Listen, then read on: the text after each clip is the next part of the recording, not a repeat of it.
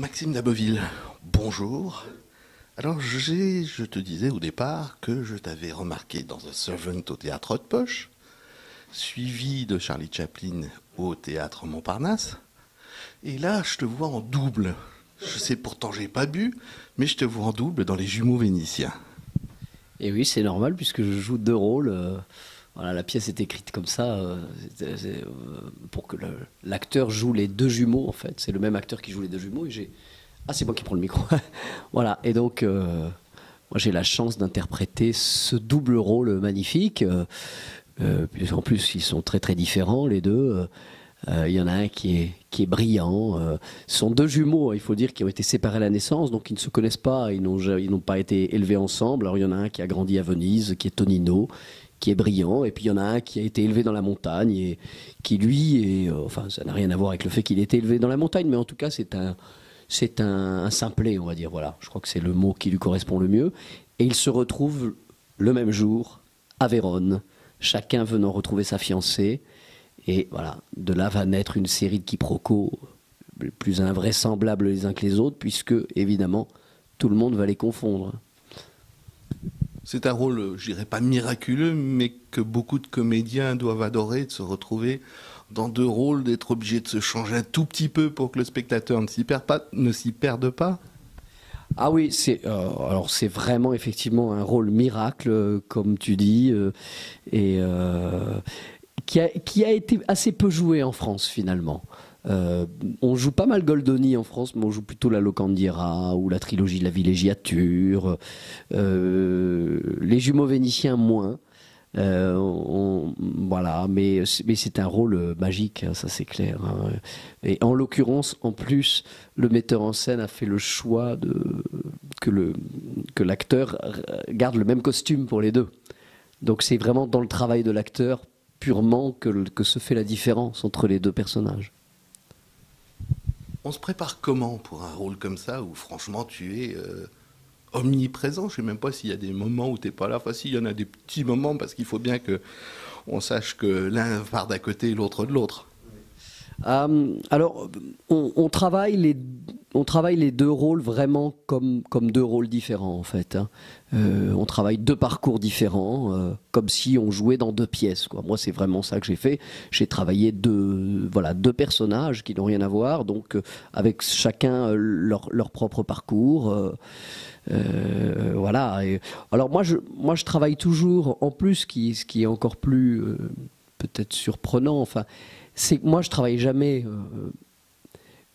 un personnage, je travaille plutôt les situations en fait qui me sont données dans un texte, c'est-à-dire je cherche à entrer dans l'œuvre et à m'immerger dans des situations pour essayer de les interpréter, mais je me dis pas tiens comment je vais parler, comment je vais me tenir. Ça c'est des choses qui me viennent naturellement mais auxquelles je ne pense pas, et en l'occurrence le texte est tellement fort, les situations sont tellement fortes que de fait, je me suis rendu compte très vite que les deux personnages que j'interprétais, que j'avais travaillés, étaient extrêmement différents.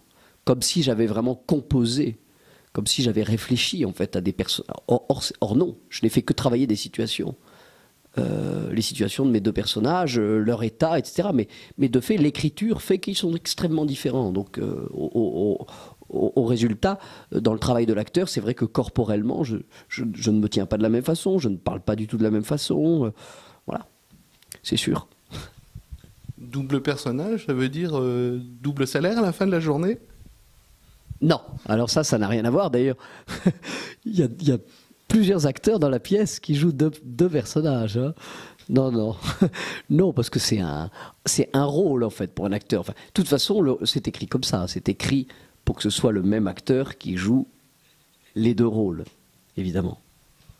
Est-ce que tu sais pourquoi tu as été choisi par le metteur en scène? Alors, je dois dire que j'ai pas vraiment... Le metteur en scène a pensé à moi, mais pas vraiment pour ce rôle. En réalité, celui qui est vraiment le premier à avoir pensé à moi pour ce rôle, c'est Francis Lombraille, qui est directeur du théâtre, qui a emmené voir la pièce. Enfin, je jouais une pièce et il a emmené voir Pascal Legros en lui disant: tu crois pas qu'il serait. Je pense que je connais quelqu'un qui serait formidable pour le rôle, viens le voir jouer. Et Pascal Legros m'a vu dans une autre pièce et a dit: ah ben oui, effectivement, ce serait une bonne idée. Mais voilà, c'est vraiment bon. Au départ, Francis Lombraille et puis Pascal Legros qui. Donc ensuite, ils en ont parlé à Jean-Louis Benoît, on s'est rencontrés, etc. Et il m'avait vu jouer aussi, et il a dit: bah oui, au fond, c'est une bonne idée de prendre Maxime pour le rôle des jumeaux. Voilà. On va peut-être revenir un tout petit peu sur la carrière, parce que moi, je dis que je t'avais trouvé pour la première fois dans The Servant. Après, je t'ai vu dans Charlie Chaplin à Montparnasse, mais bon, j'imagine que tu as commencé ta carrière un petit peu avant. Alors, si tu peux me retracer un tout petit peu ça en quelques lignes. Oui, alors j'ai commencé un peu tard parce que j'ai fait du droit longtemps quand même, hein. Voilà. Et en fait, j'ai commencé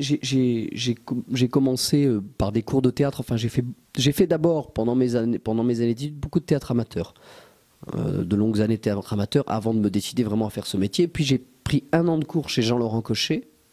Et suite à ça, j'ai monté une petite compagnie et j'ai d'abord joué des pièces, essentiellement des comédies, enfin des comédies classiques, hein, plutôt du Feydeau, du Courteline, des choses comme ça, dans des très petits théâtres.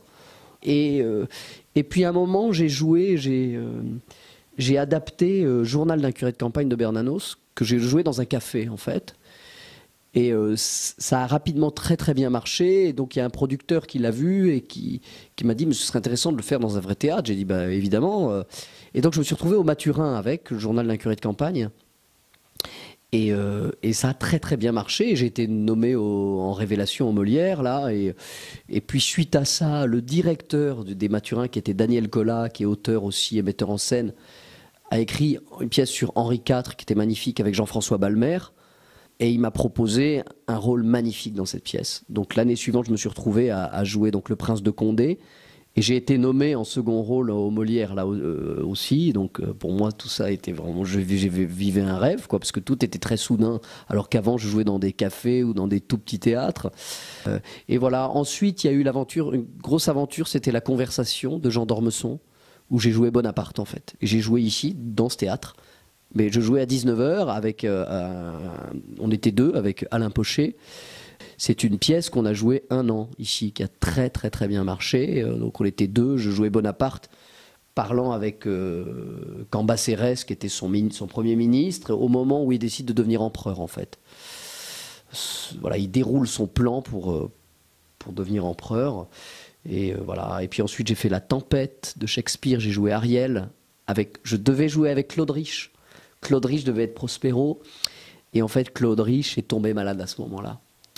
Et donc, c'est finalement Alain Pralon, qui était extraordinaire, qui était un ancien grand sociétaire de la Comédie Française, hein, qui a fait toute sa carrière à la Comédie Française, donc qui jouait Prospero, et avec Sarah Biasini aussi. Enfin, c'était une très belle chose qu'on a faite en tournée. En fait, on ne l'a jamais fait à Paris. Voilà. Et puis ensuite... entre-temps, il y a eu pas mal d'autres pièces, mais plus secondaires, on va dire. Là, mais voilà, ensuite, il y a eu The Servant et Chaplin. Et puis, j'ai été au Rond-Point l'année dernière avec Par-delà les marronniers de Jean-Michel Ribes, avec Michel Faux. Donc on a joué au Rond-Point et puis on a fait une très belle tournée après. C'était sur les dadaïstes, hein, une pièce complètement incroyable et très très différente de ce que j'avais fait jusque-là. Donc c'est vrai que moi, ce qui m'amuse, c'est d'arriver à explorer des univers différents aussi, parce qu'on est, je pense que l'acteur, bon, par définition, il a cette capacité d'incarner des univers et des personnages très différents. Et malheureusement, souvent, on cantonne un peu les acteurs dans du déjà vu, et ça, je trouve ça très très dommage, ouais. Parce que et les gens aiment être surpris aussi. Voilà, c'est vrai qu'entre The Servant et Les Jumeaux Vénitiens, je veux dire, c'est radicalement opposé. Mais pour moi, c'est magnifique, quoi, de pouvoir faire cet écart-là. Ton rôle rêvé, si tu en as un, le rôle qui te ferait plaisir d'interpréter sur scène. Parce que je vois que tu lis Les Femmes Savantes, je pense pas que ce soit ça. Non, alors c'est vrai je lis Les Femmes Savantes. Non, mais en ce moment, je relis tout Molière, en fait. Et je lis parallèlement, et j'en parle là parce que les gens qui aiment le théâtre, et surtout les praticiens du théâtre, je dis, mais il faut lire ça. Je l'avais acheté quand j'étais en cours chez Cochet. Je vous avais dit, il faut vraiment avoir ça. Et là, je le relis en même temps que Molière. C'est les cours de Louis Jouvet. En l'occurrence, c'est Molière et la comédie classique, ça s'appelle. Il avait une espèce de secrétaire qui tapait tout, quoi. Et donc, il y a la substantifique moelle qui en a été extraite, et il y a un livre qui s'appelle... Et il y a aussi un livre sur la tragédie. Mais enfin, là, je suis avec Molière et la comédie classique, donc il y a Marivaux, Beaumarchais. Ces cours, c'est génialissime. Il fait travailler des élèves, et donc il les corrige, il dit voilà, c'est vraiment des cours. Donc on a les élèves qui passent les scènes, etc. Ils disent ce qui ne va pas, pourquoi, quel est le sens de la scène, qu'est-ce qu'il faut jouer. Et c'est d'une simplicité, d'une intelligence. Je veux dire, souvent, il y a des metteurs en scène maintenant qui vont aller chercher des choses, etc. Alors que, évidemment, ce qu'on comprend avec Jouvet, c'est que l'auteur, tout est... Voilà, il suffit de faire confiance à l'auteur et d'essayer de comprendre voilà, quelle situation il a voulu exposer. Et puis il faut retrouver ça. Et Jouvet, c'est passionnant, quoi. Je trouve que vraiment, c'est vraiment notre maître à tous, quoi. Il n'y a pas photo. Quand on lit ça, on se dit, mais oui, évidemment. Mais enfin, c'était pas ça la question. Je suis parti dans ma digression, mais c'est pas grave, parce que j'avais à cœur d'en parler, parce qu'en ce moment, voilà, je suis là-dedans et je me dis, mais qu'est-ce qu'il est intelligent, ce monsieur, et qu'est-ce qu'il s'exprime bien. Enfin, c'est agréable, quoi. Alors, moi, mes rêves, si vous voulez, ils sont aussi par période, hein. Je suis pas quelqu'un qui je dis pas le rôle de ma vie, comme souvent on entend. Ça m'énerve aussi. Alceste, c'est le rôle de ma vie, mais je ne le jouerai jamais parce que c'est inaccessible. Ça m'énerve, ce genre. Je veux dire, qu'est-ce que ça veut dire? On joue un rôle. Bien sûr qu'on est mauvais, bien sûr qu'on sera jamais à la hauteur. Et alors, c'est notre boulot, c'est de jouer. Bon, je vois pas pourquoi on pourrait pas jouer Alceste, hein, moi. Enfin voilà. Non, mais ça, c'est mon petit coup de gueule ridicule. Mais j'entends tellement d'acteurs qui disent, oh, j'aurais tellement aimé jouer Alceste, mais je ne peux pas. Il faudrait 40 ans d'études. C'est que ces conneries, on le joue. Et puis voilà, on le joue comme on peut, mais on le joue. Bon, non. Alors, non, en ce moment, j'ai deux trucs que j'aimerais vraiment. J'aimerais beaucoup jouer l'Aiglon. J'ai fait une adaptation, pour que ce soit jouable, parce que là, il y a 40 acteurs, etc. Donc j'en ai fait un pour 9 comédiens. Bon, pour l'instant, j'ai pas de pige, je sais pas si je le ferai, mais c'est quelque chose que j'aimerais beaucoup faire. C'est un texte qui me touche énormément. Alors j'ai joué Bonaparte aussi, et l'Aiglon, qu'est-ce que c'est sinon un jeune homme qui vit dans le rêve de Napoléon, en fait, hein. Voilà. Et puis, non, il y a une autre pièce que j'aimerais jouer depuis quelques années aussi. J'espère que ça se fera, ça finira peut-être par se faire. Qu'avait créé Michel Bouquet, qui est un peu mon maître. C'est Pauvre Bitos de Jean Anouilh. J'aimerais beaucoup. Alors, ça s'appelle, le sous-titre, c'est un dîner de tête. C'est un dîner de con, en fait. C'est un dîner de con, mais extrêmement cruel. C'est des anciens camarades de classe qui se retrouvent, une petite bourgeoisie de Clermont-Ferrand. Et chacun doit se grimer dans une tête de la Révolution française. Et donc, Bitos, il est en Robespierre. Et en fait, c'est lui qui vient d'une famille pauvre. C'est tous des bourgeois. C'est tous des fils de bourgeois qui ont aussi réussi dans l'industrie. Et lui, il est devenu procureur. Et en fait, ils vont le démonter, en fait. C'est une soirée terrible. Terrible. Mais en même temps, c'est drôle et c'est absolument passionnant parce que ils vont jouer des personnages de la Révolution. Donc on va avoir en face de soi Danton, Robespierre, Saint-Just, Camille Desmoulins. On a aussi finalement ces personnages en face de soi. Mais au fond, ce sont simplement des amis qui se griment et qui vont décider de rejouer les rôles pour faire Thermidor. Thermidor qui est ce moment où Robespierre se prend ce coup de pistolet et on le termine, quoi. Enfin voilà. C'est absolument cruel, mais c'est absolument génial et j'adorerais le jouer, ouais. Ça va être difficile de faire la jonction, parce que je voulais revenir sur Goldoni. Ça se joue combien de temps et est-ce qu'il y a une tournée de prévue après? Absolument. Alors, ça se joue jusqu'au 31 décembre. Et il y a une tournée qui est prévue normalement en janvier 2019. À partir de janvier 2019. Voilà, mais vous voulez que je parle plus de la pièce ou que je... Alors juste après, je reprends normalement, mais j'ai un spectacle où je suis tout seul, que je me suis amusé à faire comme ça, que c'est des cours d'histoire que je fais sur scène. Ça s'appelle Une leçon d'histoire de France. Et donc j'en ai deux, puisque j'ai deux périodes, une sur le Moyen-Âge et une jusqu'à Louis XIV. Voilà, qui est un cours d'histoire, mais très épique, puisque je l'ai écrit qu'à partir de grandes œuvres littéraires du 19e, comme Alexandre Dumas. mais aussi Michelet, par exemple, des grands historiens qui avaient cette vision épique de l'histoire, en fait.